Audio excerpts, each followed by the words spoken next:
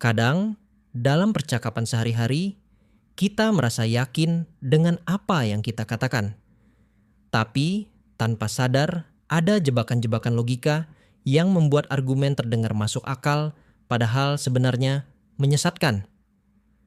Buku An Illustrated Book of Bad Arguments karya Ali Al-Mosawi menghadirkan cara mudah dan menyenangkan untuk mengenali kesalahan-kesalahan logika ini, lengkap dengan ilustrasi dan contoh nyata yang dekat dengan kehidupan kita. Dengan memahami pola pikir ini, kita bisa bicara lebih percaya diri, mencerna informasi dengan lebih jernih, dan membuat keputusan lebih tepat. An Illustrated Book of Bad Arguments. Buku ini menjelaskan 19 jenis kesalahan logika menggunakan ilustrasi menarik dan bahasa yang ringan. Setiap kesalahan logika disertai contoh konkret, sehingga kita bisa langsung mengenali argumen yang menyesatkan dan belajar berpikir lebih kritis. Cocok untuk siapa saja yang ingin memperkuat kemampuan berpikir dan komunikasi sehari-hari. Jenis-jenis kesalahan logika dan contohnya. 1. Ad hominem atau serangan pribadi. Contoh, kamu tidak bisa dipercaya karena kamu bukan warga asli kota ini. Kenapa salah? Menyerang pribadi seseorang tidak menjawab inti argumen. Apapun latar belakang atau karakter seseorang, argumennya tetap bisa valid atau tidak, tergantung pada logikanya. 2. Strawman atau manusia jerami. Contoh, dia ingin mengurangi penggunaan plastik, berarti dia ingin kita hidup tanpa teknologi modern. Kenapa salah? Ini penggambaran yang keliru terhadap argumen lawan.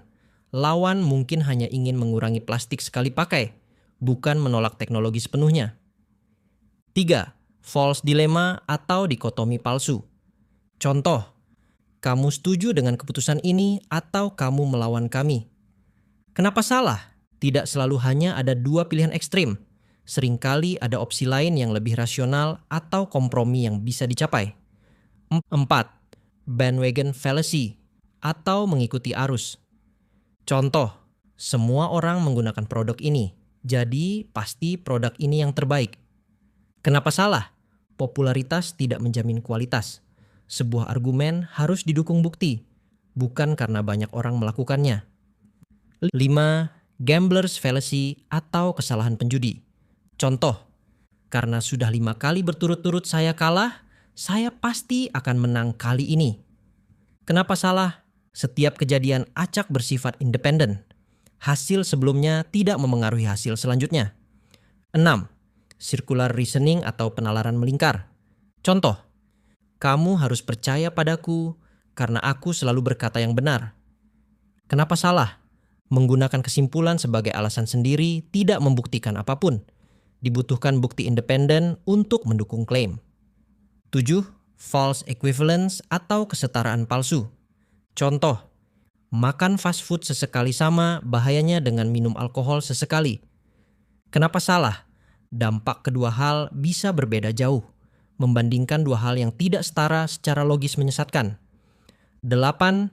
Appeal to emotion atau mengandalkan emosi. Contoh, jika kamu tidak mendukung proyek ini, berarti kamu tidak peduli dengan anak-anak kita. Kenapa salah?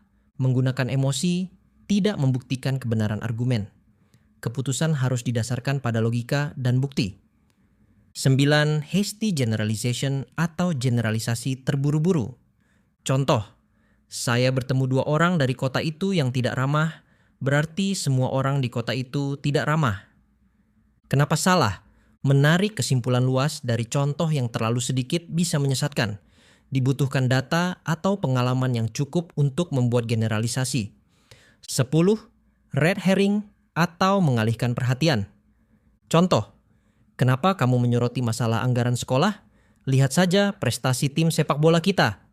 Kenapa salah? Mengalihkan perhatian dari topik utama tidak menjawab argumen. Lawan diskusi bisa terganggu, tapi inti masalah tetap tidak terselesaikan. 11. Post hoc, sebab akibat palsu. Contoh, sejak saya memakai jam tangan ini, nilai saya meningkat. Jadi, jam tangan itu membuat saya lebih pintar. Kenapa salah? Hanya karena satu hal terjadi setelah yang lain. Bukan berarti itu penyebabnya. korelasi tidak selalu berarti kausalitas. 12. Slippery slope, lereng licin. Contoh, kalau kita mengizinkan anak-anak bermain game 1 jam, nanti mereka akan kecanduan dan gagal sekolah. Kenapa salah? Menganggap satu langkah kecil pasti menyebabkan konsekuensi besar tanpa bukti kuat adalah spekulasi, bukan argumen logis. 13. Tu quoque atau lawan punya kelemahan yang sama. Contoh, kamu bilang saya harus berhenti merokok, tapi kamu juga merokok. Kenapa salah?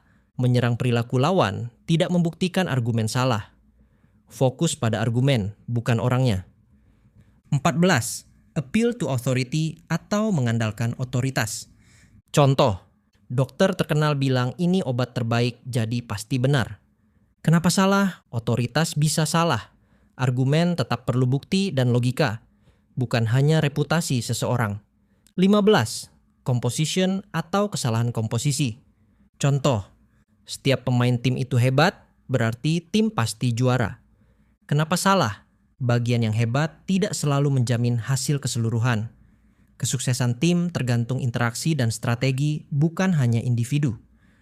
16. Division atau kesalahan divisi. Contoh, tim juara berarti setiap pemain pasti hebat. Kenapa salah? Keseluruhan sukses tidak selalu mencerminkan kualitas individu. Ada faktor lain yang memengaruhi hasil tim. 17. Equivocation atau bermain kata. Contoh, hukum itu keras, jadi semua hukum harus dijalankan tanpa kompromi. Kenapa salah? Menggunakan makna ganda kata untuk membenarkan kesimpulan adalah menyesatkan. Harus konsisten dalam definisi istilah. 18. False cause atau sebab palsu. Contoh, anak itu rajin mandi pagi, maka pasti nilainya bagus. Kenapa salah? Tidak ada bukti langsung bahwa satu hal menyebabkan yang lain. Banyak faktor lain yang memengaruhi hasil. 19. No true Scotsman atau penolakan arbitrer. Contoh, semua ilmuwan sejati pasti tidak pernah salah. Kalau ada yang salah, berarti dia bukan ilmuwan sejati. Kenapa salah? Mengubah definisi untuk mempertahankan argumen membuat klaim tidak bisa dibantah, tapi itu tidak membuktikan kebenaran. Mengapa memahami kesalahan logika penting? Memahami kesalahan logika membantu kita mengevaluasi argumen secara objektif, menghindari manipulasi, dan meningkatkan kemampuan berpikir kritis. Dengan begitu, komunikasi menjadi lebih jelas, keputusan lebih tepat, dan kita bisa menghadapi informasi atau diskusi sehari-hari dengan lebih percaya diri. Kalau kamu ingin belajar lebih banyak tentang kesalahan logika dan cara berpikir kritis setiap hari, subscribe channel Menjelajah Buku dan aktifkan notifikasinya supaya tidak ketinggalan video terbaru. Kamu juga bisa langsung membaca bukunya dengan klik link afiliasi di deskripsi untuk An Illustrated Book of Bad Arguments. Jadi bisa melihat sendiri berbagai contoh kesalahan logika dan belajar cara menghadapinya dalam kehidupan sehari-hari dengan cara yang menyenangkan dan mudah dimengerti.